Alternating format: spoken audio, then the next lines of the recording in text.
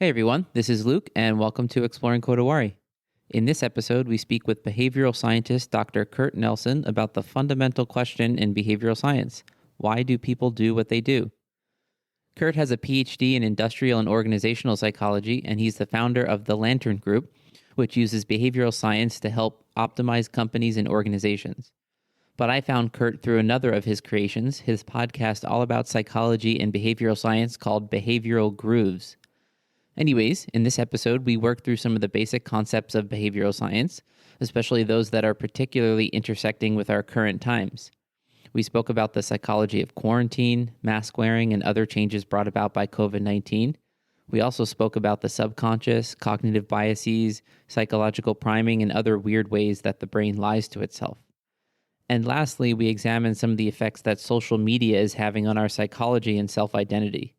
Overall, it was a really great conversation, and we're really happy that Kurt was able to join us.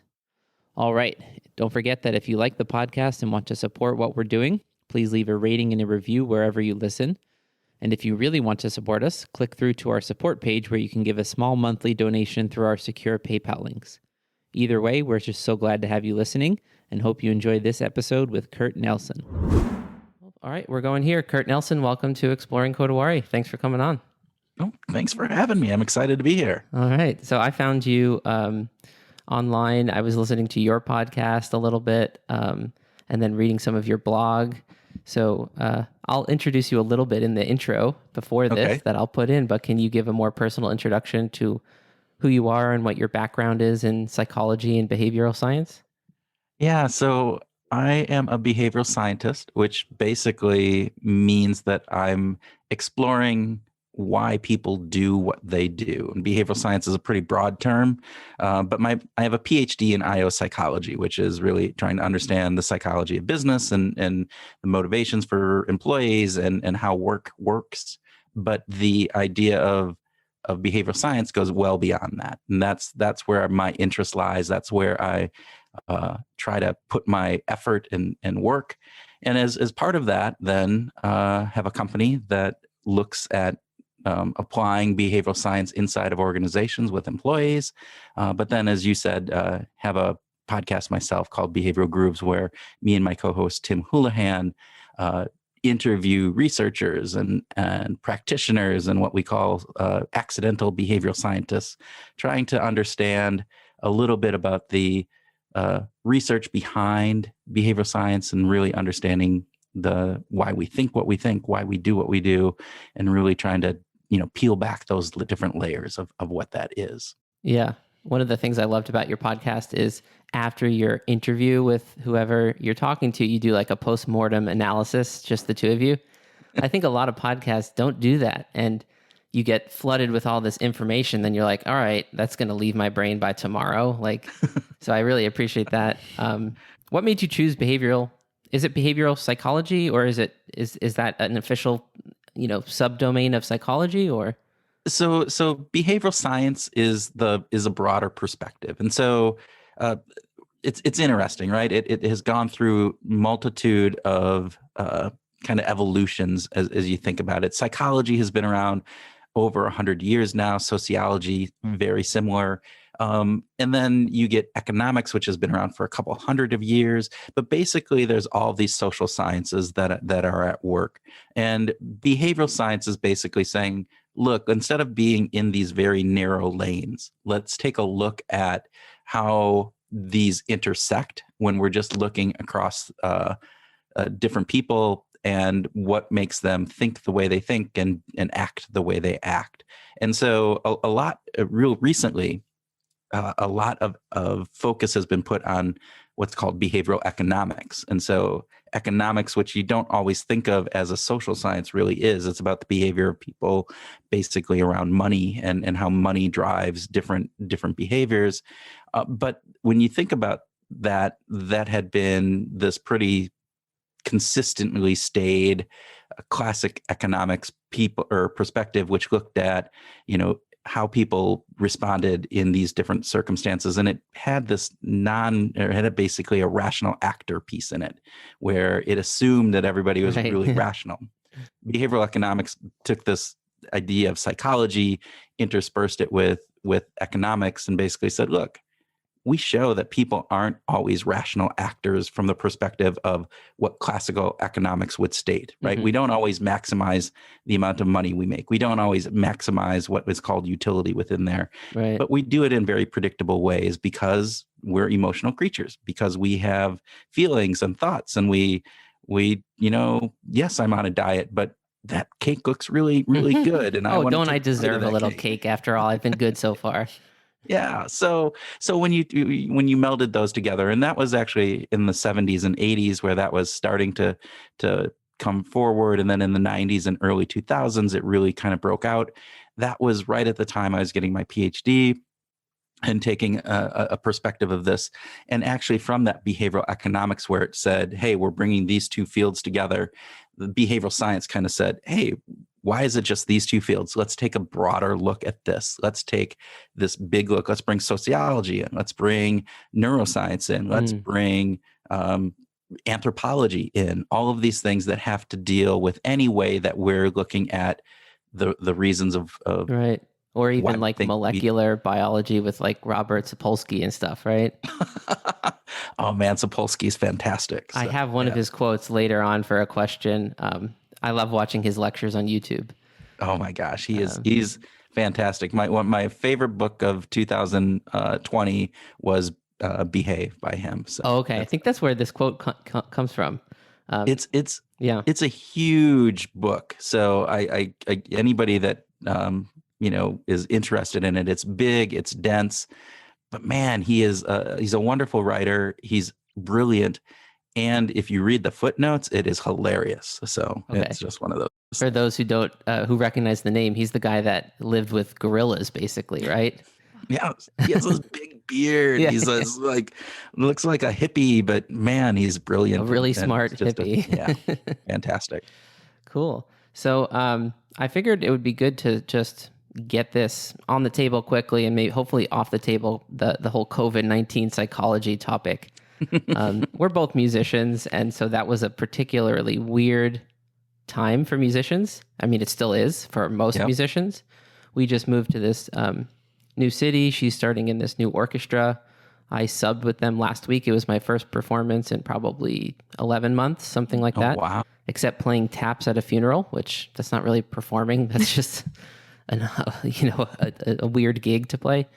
So what was your perspective from the psychology, behavioral science perspective on COVID-19 and how it affected, humans basically? Yeah. So what's interesting about COVID, in thinking about this is there's some things that you look at and you go, wow, that's really surprising. And other things you go, yeah, not surprising at all in how we responded to it. But this is a little thought experiment that I use often. If you would have asked me in January or even February of 2020, before this kind of became the big deal that it was, like how would we respond both as individuals, but also as a society if this became a worldwide pandemic? And if you were put in quarantine for X number of time, that you had these social distancing elements, that you had a massive economic downturn for at least a large portion of the economy, and that, as you said, many people are without work. You, in that moment of looking at that prior to it happening, I think I would have predicted that the world would have collapsed much more than it did, and that individuals would be much more impacted from a psychological perspective than they actually were. That the wealth of, or our ability to kind of flex with things and to overcome all of these difficulties, I don't know if I would have anticipated that. Like the resilience kind of that people found.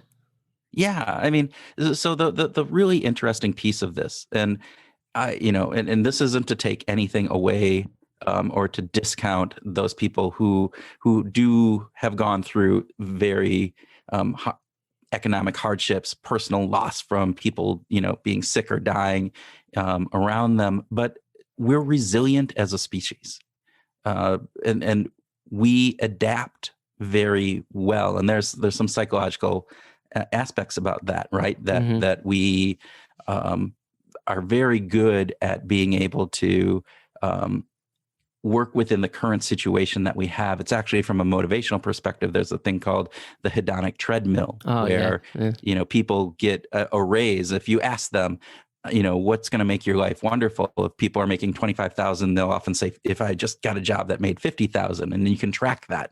And when they get 50,000, you ask them, how are you doing? And they're going, good, but man, I'd be really great if I was making, $80,000 or $90,000, because we adapt, we grow accustomed to the situation that we're in. There's also the aspect that, hey, people who have lost a limb or some other aspects, when you first ask them about it, that's like, the world is ending. This is a horrible thing. How am I ever going to go on? But you look at them a year or two down the road, and many of them, again, not everyone, but many of them, a vast majority, are living a really good life. And some people will say, I wouldn't want to go back. My life has actually improved because of this. I have realized who I am and what it is.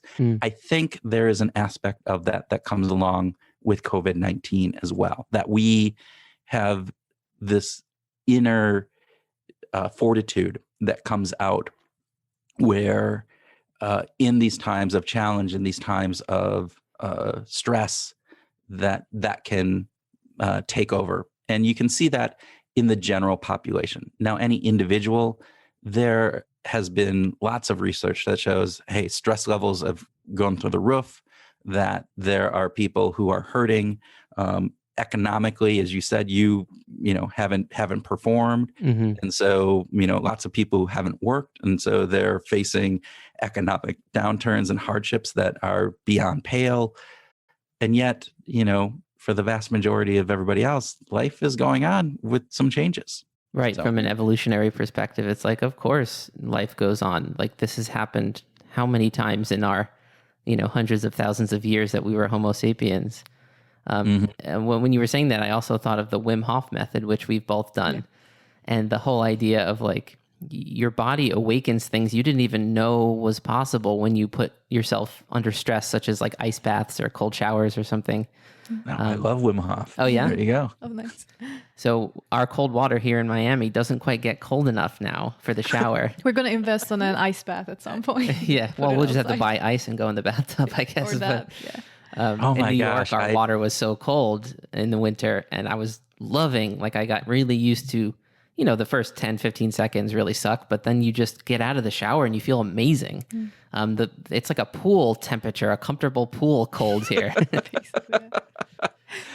It's interesting. Even here in Minnesota, the difference between a cold shower now in the middle of winter versus a cold shower in the middle of summer, you can tell the difference. And so, yes, I feel for you if that is something that and people don't understand that. People who haven't done this, who aren't, haven't followed this kind of Wim Hof element, they think I'm crazy, right? Because we have a sauna in the basement, and I will go down, I will sauna, and then I will cold shower, and then I will go back in the hot sauna, and then I will cold shower. And just that transposition between the hot and cold for me is wonderful. But just the coldness, and there's people, there's a local lake here in Minneapolis where people have cut a hole in the lake. And every day there's lots of people that are going and swimming in that cold water. Nice. Even today, where it's -1 degrees Fahrenheit. So wow. Yeah, I think there's benefits to it, but again, people who haven't experienced it can't necessarily understand it or really fathom even why that would be pleasurable, because, as you said, those first 10, 15, 30 seconds aren't usually pleasurable. Yeah. It even takes it took me months to get used to even stay for 5 seconds, but then I started taking gradually ice baths and stuff. It just is your body was more reactive. I think so, yeah. To begin with, I think everybody starts from a different point. I guess so. Yeah. I seem to find that stability in the unstable feeling more quickly. After a couple of days, I was able to do a few minutes in the cold shower, and previously I thought if the cold water hits me, my body just freaks out, and that's who I am. I can't not do that.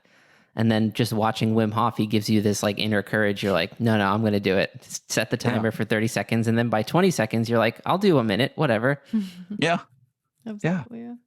It almost like resets my hedonic adaptation in a way. Like, I think there's actually, bodily adaptation, right? So we know, as Wim Hof talks about, you grow different fat cells and various different pieces within your body, as how that works. But this element is really about how do how we do adapt to these different situations. And the element of human that is, I think, really interesting is that we are very adaptable people. If you look at how we've grown and kind of expanded across the globe, we haven't changed. For instance, you don't have other mammals or reptiles that haven't adapted somehow in their bodily function when they move from a warm weather climate into a cold weather climate. They actually change physiologically. We don't. But we change because of the way that we work with social groups and our ability to adapt and to then figure out and use our cognitive skills in order to change how we work within nature. And so that's a whole different way, which sets us apart and is really interesting. I think I have a question here. So you were talking about how adaptable we are. I was just curious, is there like the government's gradually extending the lockdown? Do you think helped with that, like adaptation being a little bit easier? Like if they straight up just said like, oh, this is going to be our reality for 2 years, do you think people would react differently? I was just curious. It's a really good question because there are a number of factors going on with when governments are mandating these different things. There's a psychological concept called reactance, right? Where if we feel like our freedoms are being taken away, even if they're not, or even if it's very minimal, that we have this reactance to that, which is really pushing back hard. And so that's a lot when you look at what is going on with people who, maybe don't wear masks or don't socially distance or a variety of other factors that are going on. Part of that, not all of it, but part of it can be looked at from a reactance mode. That being said, there is an aspect of getting comfortable with things and adapting and various different aspects of it. There is also a part that as humans, we do have certain natural needs. And one of those is socialization, right? We don't live in isolation. It's very rare to have that hermit. And even that kind of ethos that we had of the, Lone Ranger out on the Western Plains, they would come back to a campfire at night with other cowboys. They have that social piece, and then there's the element of touch and bonding and variety of different pieces. So when you look at that overall, there are a number of factors that, yes, we could probably have some positive aspects of saying, hey, we've grown accustomed to this and we're getting used to this, and these are the way that things are doing, but we're also getting fatigued, right? And so there are these elements that we really want that social bonding. We really want those elements of having some of those basic needs we are craving to be met, and it gets harder and harder the longer that it goes on, and you see people just going, all right, I just give up. And that adds to some of the stress that we talked about earlier, but a variety of other things. So even just smiling at someone as you pass them on the street, like all you see is their kind of crazy like eyes, and you can't read what we've evolved to read in facial expressions. It's been, I don't know if I don't know. It just feels like I notice that more than other people. Like I try to take my mask off if I'm outside and not around people, because I need to just feel like I'm seeing the world and the world is seeing me, not, like seeing it from behind something. It just really messes with my mind a little bit more than I thought it would. Same.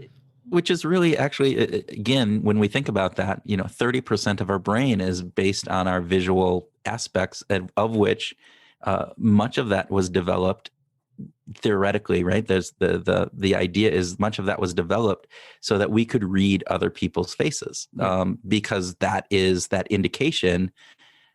Thinking about this evolutionary part for the last couple 100,000 years as Homo sapiens that we lived in tribes, we lived in these small groups. And the biggest danger that we faced was not necessarily, the animals that were out there. It was, are we going to be part of the tribe or people within the tribe? And so are you making somebody mad? Are you pleasing somebody? And so we have learned to be able to read those facial expressions. Micro expressions are these fleeting moments that happen in less than a second. And yet we innate these elements, this emotional cue from those. Is somebody happy with us? Is somebody pissed off at us? Are they a threat? Are they angry? And we respond then appropriately. And so when you cover, as you said, with a face mask and you cover up, a major portion of your face, we're taking a lot of that away. And so to your point, it's very difficult for people. And just, did you ever see that ad where it was, somebody opened a door for them and then the woman smiled at him and then he went in and he smiled at somebody else and they did a nice, and it was this whole transference of these smiles and these nice deeds. And that is something that doesn't happen if you are wearing a mask. And so there are those negative consequences of that. Yeah. I think, people, the governments or organizations institutions are so concerned with getting people just to put the mask on that they don't want to even admit to some of the downsides of it, even if it's a short-term safer. I wonder for kids, especially if they're at that very crucial age of, 2, 3, 4, 5, where they're learning how to read facial expressions and understand other people's intentions and build theory of mind and all of that. I wonder if we'll find out in 5 years what this did, Yeah, we've had conversations with folks on the podcast that we had, is that this is really a large behavioral science experiment. Right. When we look at this, right? You look at before and after and the variety of different impacts that this has had across society. And we don't know. We don't understand. Again, I hope because of the resilience that we have and our adaptability and the flexibility that we are as humans, that it won't have a negative impact on our children, right? I have a 11-year-old and a 14-year-old, and they're doing distance learning, and they don't have, my son who is he's a freshman. He's never been to a freshman class outside of online. That has to have an impact. But I'm hopeful, that the negative impact of that will be minimal, and that we will be able to move forward with it positively from this moving forward. Yeah. Speaking of facial expressions, this is exactly one of the things in a book I'm almost finished with. I don't know if you've read it, Hidden Motives, like the Elephant in the Brain by Robin Hanson. I have not. So it's basically about that the elephant in the brain is the fact that we often have multiple motives for why we do things, but a lot of them are not so kind. They're usually selfish.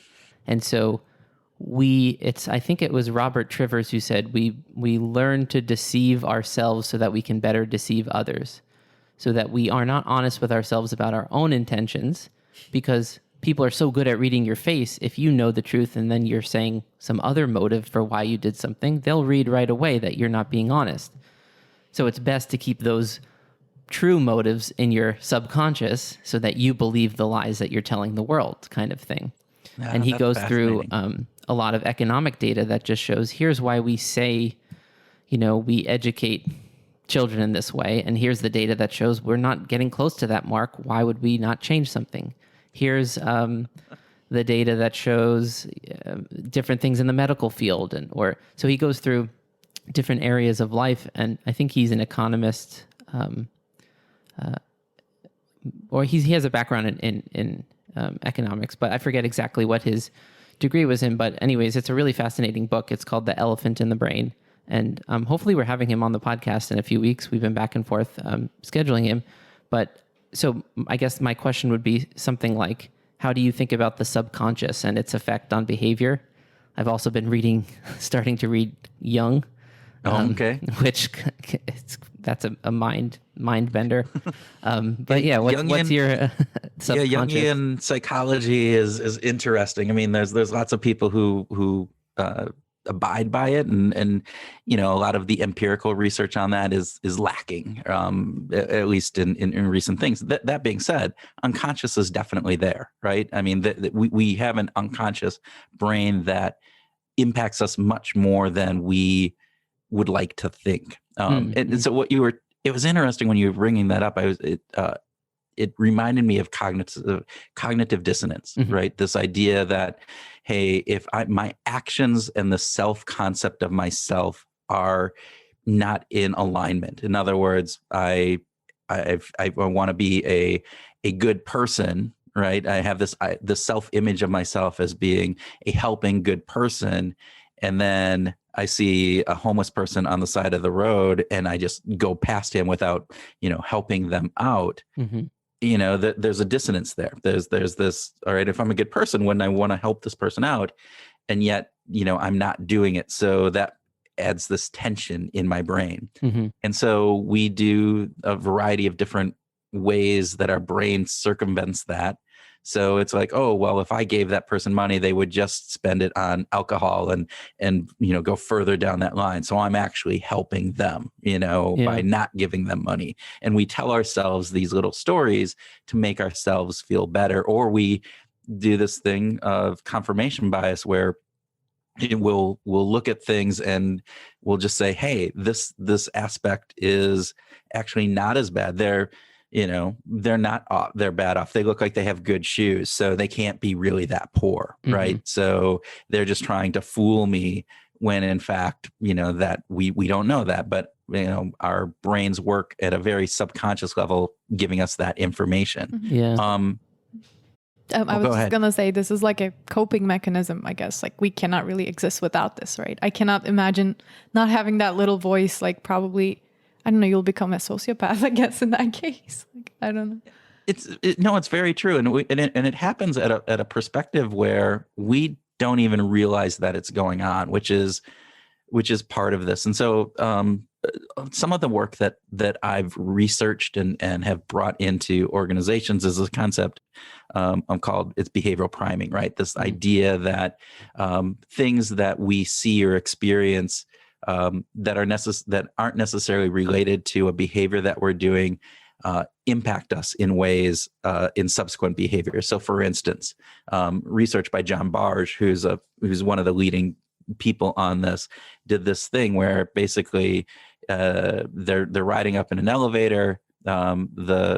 The person is asked to hold a cup of coffee while this other person is doing something, or hold a cup of ice cold Coke, right? And then they get out, and then they go and they meet somebody, and then subsequently they say, hey, what did you think about that person?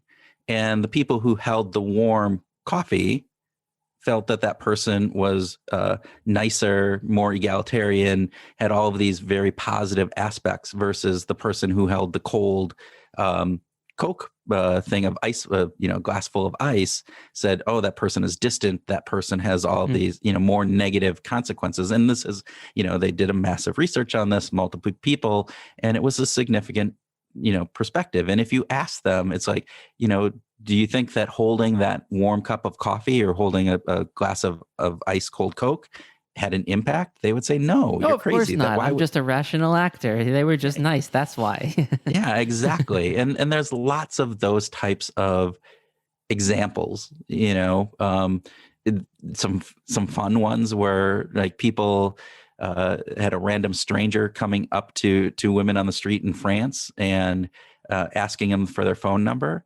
And the number of times that happened was really, really small. And forgive me, I don't know the exact numbers on this, except for in one situation. And it was still relatively small, but it was multitude of times greater that the woman would give a phone number out. And that was when that person asked them while they were standing in front of a flower shop. So, this idea of this subconscious thing, flowers, romance, various different pieces. So all of a sudden, they were more likely to give the researcher that their phone number when they were standing in front of a flower shop as opposed to standing in front of, just a normal food store or, a telephone place or whatever else. So which those weird things about the subconscious, right? That it's not just like it's not dumb. It's very, there was another priming one where, is this true, where they can sort of flash an image so quickly that you don't consciously realize you saw it, but it can still, I think it was something with, they flashed a picture of the ocean or something. And then when they said pick from these random laundry detergents, they're way more likely to pick Tide. And so that means like, they're not just, it's not a easy correlation. It's like the ocean has tides, and like you have to make some kind of correlation that's not just easy. Yeah. And I'm not aware of that, but that sounds like what the research that I'm aware of does. And really what the hypothesis is around this is that, our brains are a set of neural networks, and some of those neural networks get activated, they get stronger. It's easier to do. That's how memory works. And it's why we learn, when we study something over and over, we do something, it's how habits form, various different pieces, all these neural networks get there. But what the hypothesis is that by seeing that picture of an ocean, that activates some neural networks in our brain that are tied to ocean, water, various different pieces. And then when you see the different laundry detergents, Tide is easier to come to mind because those others are already pre-activated. You have primed the pump, basically. Oh, interesting. Yeah. And so therefore you're more likely to to gravitate towards that, or to do whatever that behavior is. Now, what's really interesting is they, in these priming experiments, it has to be something that you have a goal around, or various different things, or you feel a good component about Tide. Like if you felt Procter & Gamble was horrible, right, and was polluting the world, and you associated that with Tide detergent, seeing the ocean probably wouldn't get you to pick that. It would be some other one. But for people who don't have that, who just have a general understanding of, hey, Tide's a good detergent, I've used it in the past, then it probably activates those neural networks in order to make that happen. And then you make up a reason why you pick Tide. That's what I find fascinating. It's like the famous split brain experiments where they tell one side of the brain, after the corpus callosum is split, right? They say, go get up and go get a Coke from the machine. And then you ask the other side, why'd you just get up? They're like, oh, I don't know, I was thirsty, wanted to take a break or whatever. Not even realizing that they just were responding to what was written on the screen for their left eye, right hemisphere, or something like that. Yeah, those split brain pieces, right, where people have had whatever the disease it was, or whatever they needed to do in order, and they cut that connection between the two halves of the brain. It really goes to what you're talking about. There's that element too, where we think of why it is that we do something is always from a real good rational perspective. And one of the things that I love about behavioral science is that it says that we're good at rationalizing much better than we are as being rational beings, but we're good at rationalizing the reasons that we did a behavior. So right. I think I was listening to a Hidden Brain episode. Do you know that podcast? I love that broadcast. Yeah.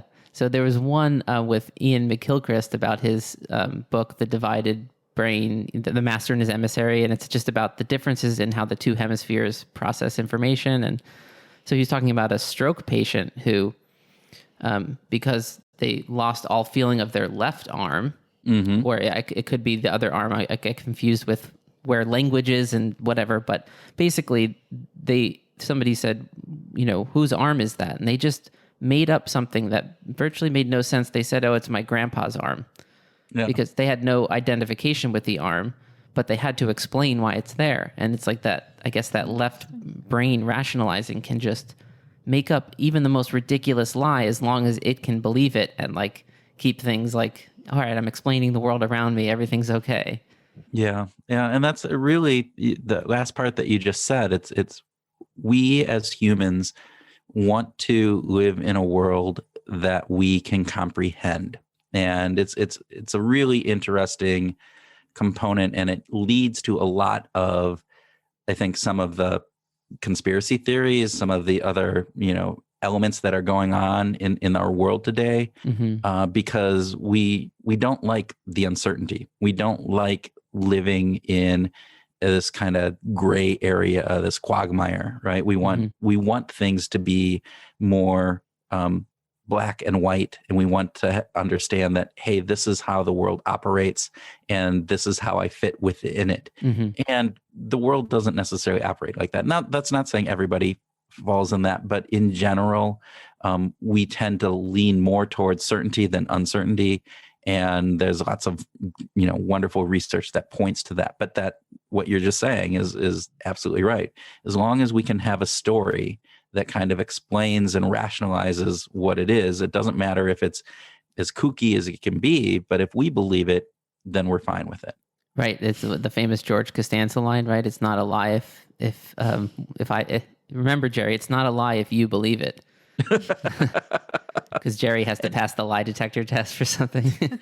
which is really there. And you think about, you look at the world out there today, and there are actors, not actors in actually, studio movie actors, but just actors on the national stage or in the world stage.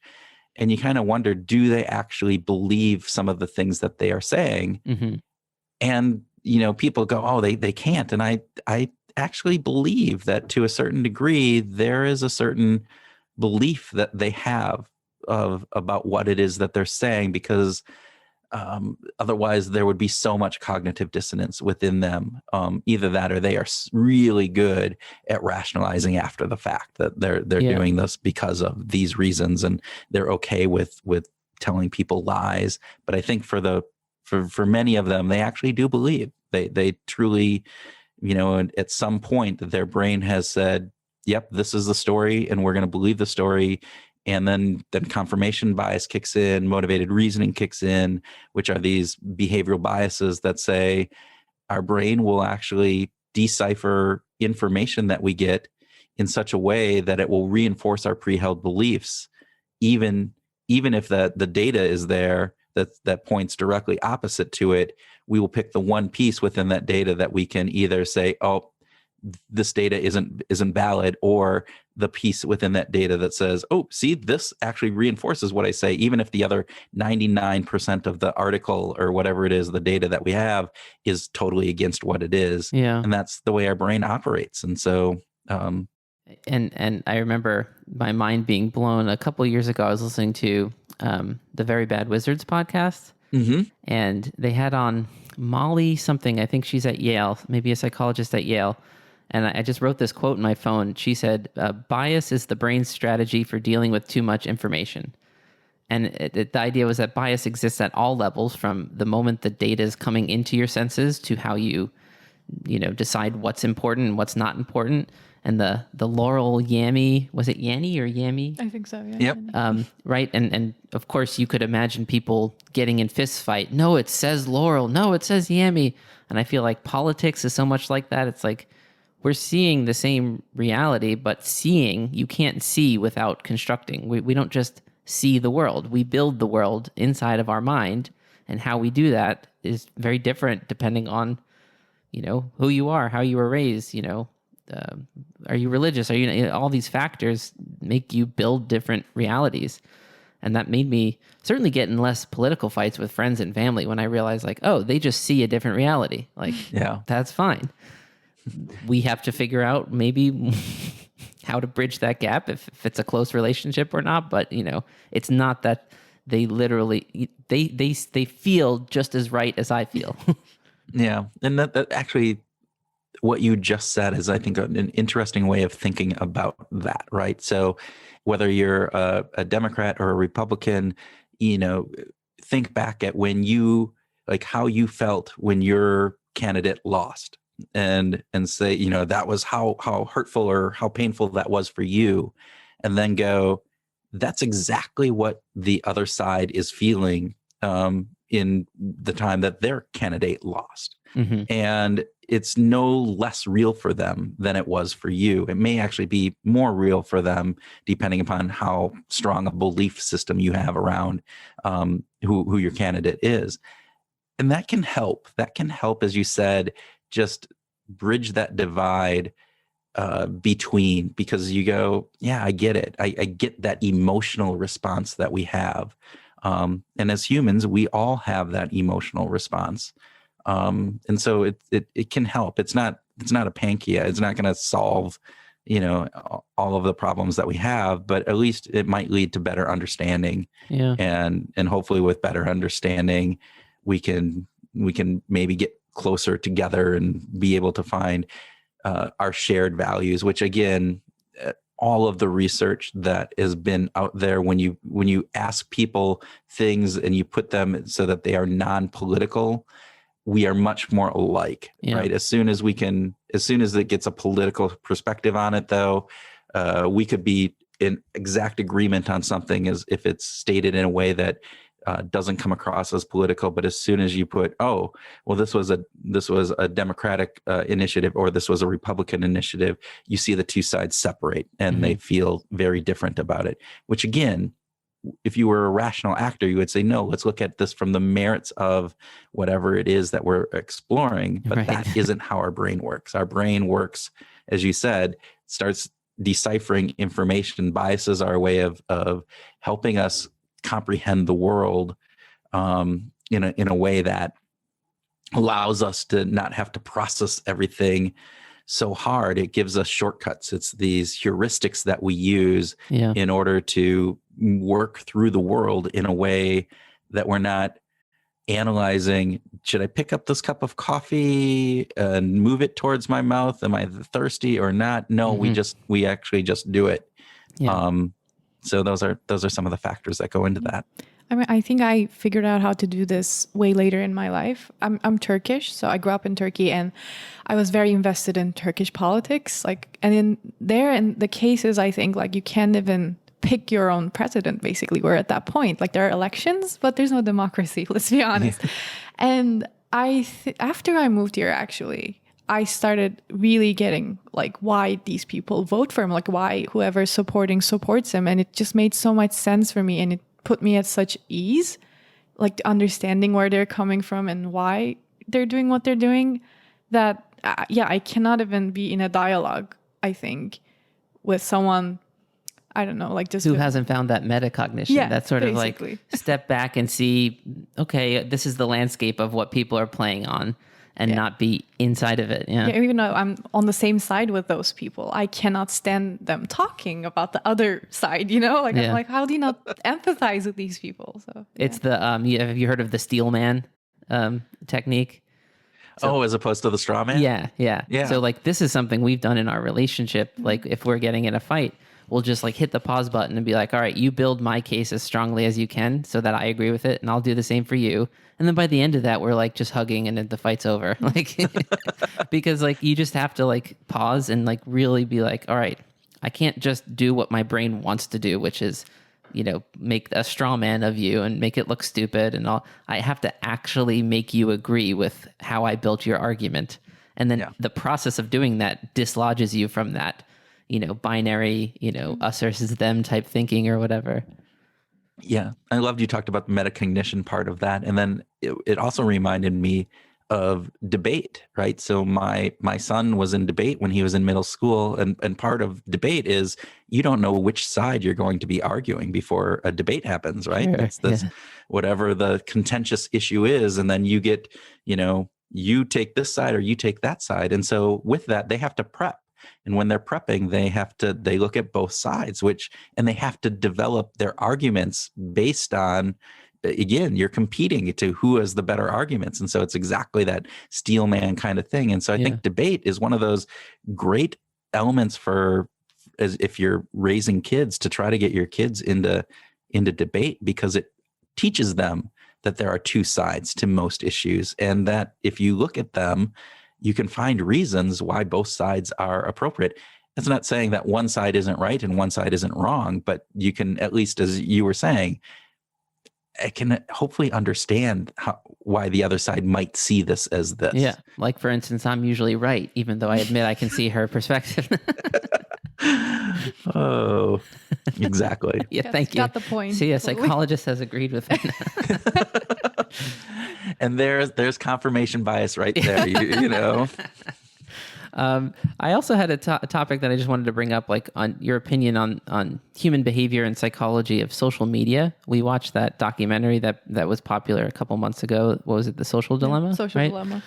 Did you happen to see that? I did not see that. I've heard a lot about it. I need to watch it. So it's on my list of things to do. Gotcha. Yeah, there's no new information there, I think. Like maybe a couple, but it was very disturbing to It kind see of all confirmed of that. what I Yeah, suspected, which same. is like, I almost feel like these social media algorithms are getting to know me better than I know myself. Yeah. They know exactly when to ping you. They know at this time of day you're more likely to be distracted, and when it gives you an alert, you're more likely to click it.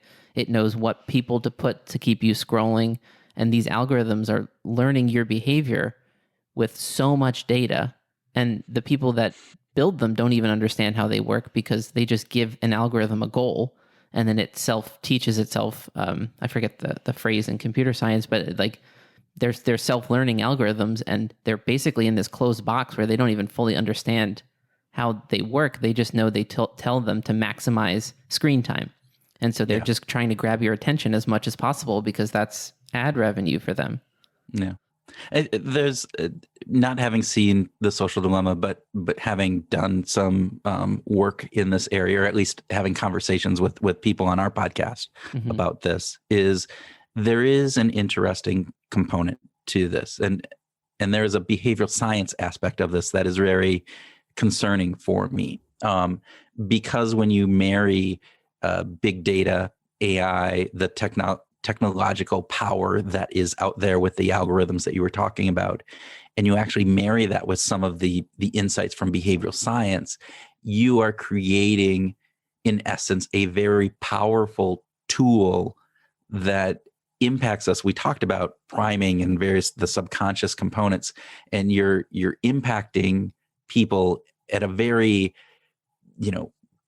base level within our brains, at that subconscious level, almost to a degree that they're not even aware of.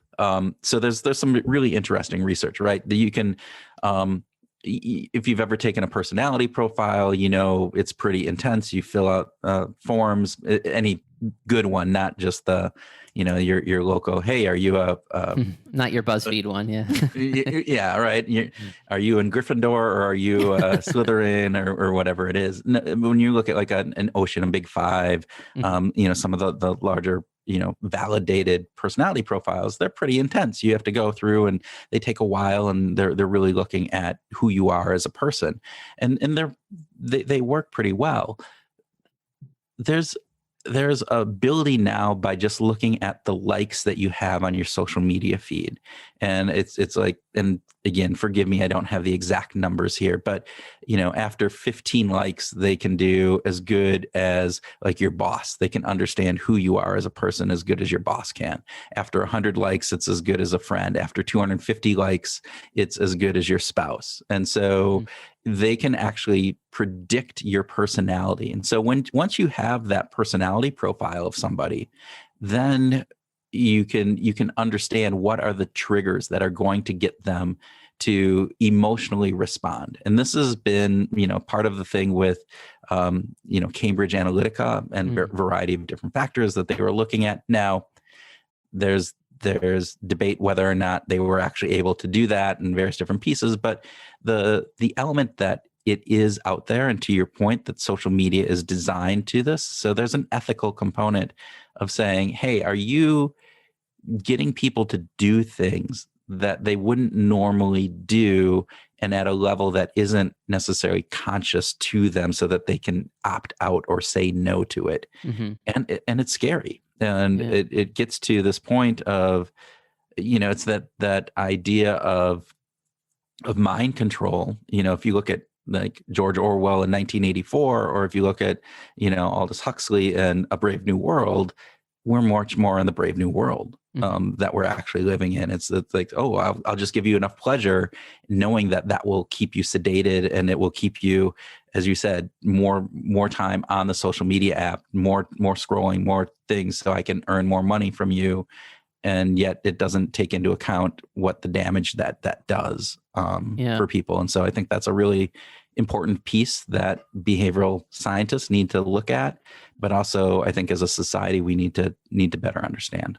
Yeah, and unfortunately, emotions like rage or outrage and just negative things like that motivate you a lot more than, oh, this is a beautiful story of a soldier coming home from the war, and okay, that's nice, but like I want to see that video of this protest or whatever, and that seems to spread on social media way more than positive messages that are usually a little bit more complicated to.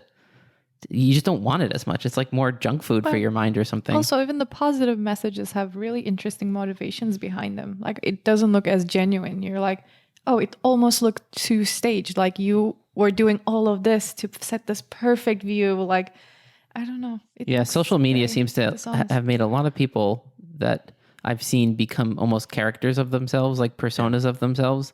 And then you meet them in real life and you're like, weird, you're this way. And then like when it's time to do your Instagram story, you just like become this different thing. And I'm sitting there like, what are you doing? Like, we were having dinner. Why are you on your phone acting like that? It's curating, right? You're curating your life, and you're able to pick those pieces that are going to put you in whatever light it is that you want people to look at, which isn't real life. It is this self-selection and even acting to a degree. And that's, I mean, acting, right? Where you're playing a persona, and living up to that and putting that out for the world to see, because you want to have a certain social identity. And that social identity is then, it doesn't always match what the real you is. And so those are always interesting, right? But that's, to your point, those are there. Going back to this idea that rage and anger and various different pieces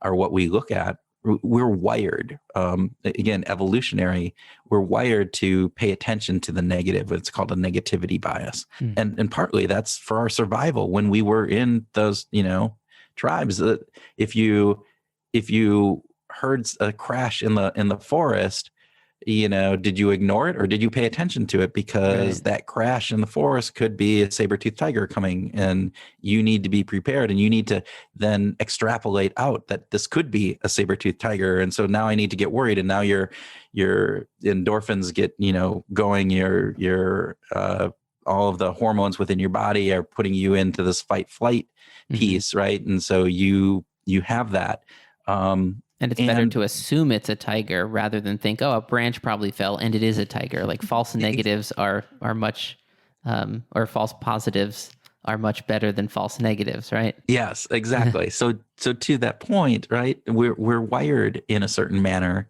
to pay attention to those, and then when we get that emotion, to going back to that point of, we want to feel like we're in control. And oftentimes that anger and various different pieces, the way that we gravitate to, the sense of control is to go even deeper down that rabbit hole. Because I can't ignore it. Can't ignore that feeling of unrest. One of my favorite, we interviewed, I'm going to forget his name. I'm sorry. I forget the researcher, and I apologize to this person. The harder you try, the further it will be buried in your subconscious. Exactly. But he brought up this wonderful story. He did work on conspiracy theories, and this concept that he brought up I thought was fascinating, because he said, look, I would go in and my son, who was 3 or 4 at the time, would wake up and was super scared at night.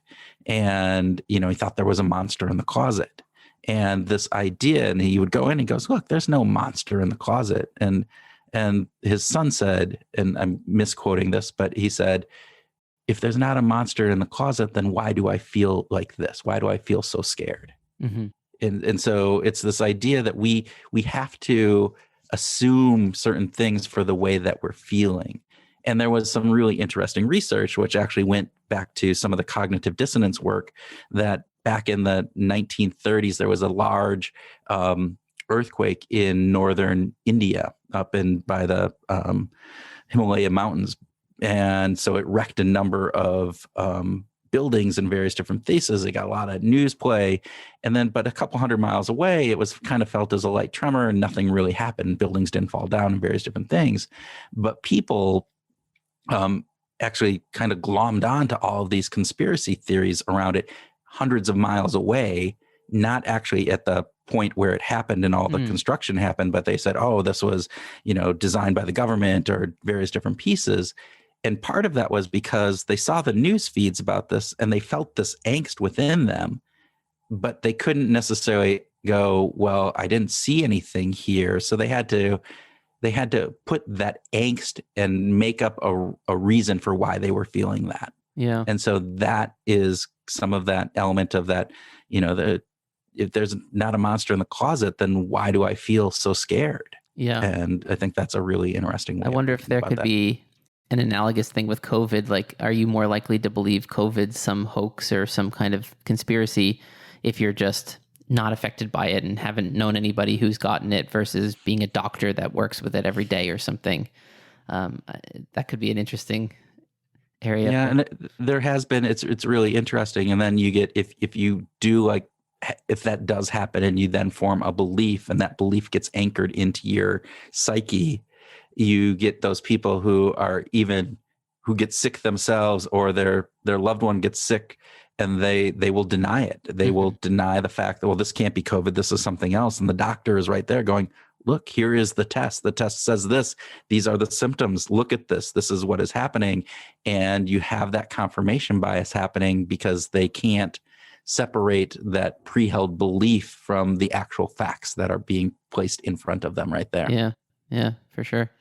Ready for a few bonus questions to finish this off? My gosh. Getting nervous here. So you can say these, like fast answers, or you can expand on them a little bit, depends on the question, or you can just say skip if you don't want to answer it. Okay. The first one is, what's the most profound thing that you changed your mind on? Oh my gosh. The fast answers. I got to think about these. This is crazy. I don't know if it's the most profound, but I think there is this aspect of, and maybe this isn't changing my mind so much, but this idea of what we talked about earlier, this element of understanding the opposite side within whatever political or opposing viewpoints, and an ability to just look at that and say, these people aren't evil incarnate, which at some point I felt, right? There was this idea that, my God, how can you believe that? You're destroying these people's lives or whatever it would be. And now I kind of have some empathy for them. And it's through the study of different pieces. On that same line, sorry, this is a much longer winded answer than you probably wanted on this. No, go along for that it. same line, knowing this, there's a concept within behavioral science that says, look, getting information in and of itself isn't going to change our behavior. And one of the components around that is this idea that, even people who study things are still, impacted by the biases that we have. So studying behavioral science doesn't make me any better at being able to withhold the biases that I have. And that's an interesting piece, because now I'm always doubting myself. And so that might be another piece of that you were just talking about, that I'm now self-conscious about, well, do I hold that belief? Do I really think that? Or is this something, just a bias that is being, that I've held, and I really need to re-examine myself on that? Yeah, it sets you down the rabbit hole of never-ending doubt. Robin Hanson at the beginning of his book says, you should put this book down now if you're not ready to hear some of these unconscious motives that we discovered, because it's sort of like the red pill from the Matrix. Once you're out, you're out. Yep. Okay, I'll ask the next one. What type of advice do your friends tend to come to you for? Ooh, my friends don't come to me for advice. They know better.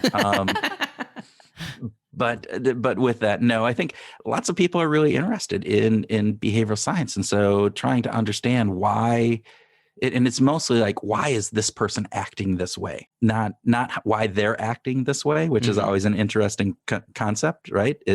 They're looking at other people, and it's this fundamental attribution error. We always are looking at others and trying to assign why they're doing it, and we usually attribute that to their personality, or they're a good person or a bad person, and not so much around the context or the environment that they're in. And yet, if we were in that same situation and acted the same way, particularly if it's a negative viewpoint of us, we will almost always go, well, I did it because, the situation was this and I couldn't do anything else. Yeah. And so it's people come to me asking, like, so why do you think they did that? Why are they doing this? And so that's that. Gotcha. What's something that you are sure is true, or at least as a scientist, if you can't be 100% sure of anything, what's like, the most sure thing in your belief system or structure or whatever? Oh my God. See, scientist, if I was an actual scientist, I would say none of this, because science is always looking to further understand and explain things. And so, I go back and you look at the theory of gravity, right? Isaac Newton had it described things. It was pretty well set. For most things that we observe, his law of gravity is 100% accurate. Yet, Einstein came around and said, hey, look, here are some things that this is a different way of looking at it, and it explains things actually better than that. So I think from a scientific perspective, in my field, evolution is pretty well explored. Yeah. That being said, it's always being nuanced. It's always looking at things from new insights being gained on that. Everything else, particularly when around behavioral science, we are just at the very beginning of this, and our insights are constantly changing. And the brain is one of the most complex, if not the most complex thing in the universe. Yeah. And so understanding how it works and how it's impacted is something that I don't think there's 100% certainty on by anybody. Yeah. I think it was Neil deGrasse Tyson. He was talking about the universe or something, and then also said, cut away one, cubic area of your brain, and there would be whatever amount, like 100,000 nerve cells with making 100 billion connections or something like that. Yeah. Just trying to say, like, when we look at the galaxy and see how complex and how many stars, and it's inconceivably big, there's inconceivable complexity just within your own head that's looking at said galaxy. Exactly. That's crazy. But yeah, I agree with the evolution thing. Like, what would it have to be? We'd have to figure out that this whole thing's a simulation, and the whole evidence was just planted there so that we think we came from some past, yeah. And I'm a big believer. Actually, the one, maybe this is the truth that I hold is Occam's razor, right? Yeah. So, go with if there's two explanations, go with the simpler one. Sure. And that is typically the way that I try to operate. Yeah. And then the other razor kind of little quote is Hanlon's razor, which is never attribute to malice what can be explained through ignorance or stupidity. Yeah. And which, again, I use all the time in our national conversations and the things that are going on in government and various different other pieces. Totally. Look, and I go, look, it's probably not malice. It's just incompetence. So. Yeah. Not a lot of people are bad and know that they're bad and purposefully being bad. Yeah, exactly. All right. Last one. I saw somewhere in one of your bios that you're into beer. What's your favorite beer? Ooh, I like this question. So it depends upon the time. I'm a perfect behavioral scientist here because it's always depending, right? But I do like more of a malty dark type beer. What I have been, there's a local brewery in Minnesota called Surly. Okay. And they have some really good IPAs, but they also have Surly Bender, which is really hard to find. I don't think they're brewing it as much, which is more of a malty, dark kind of flavorful beer that's one of my favorites.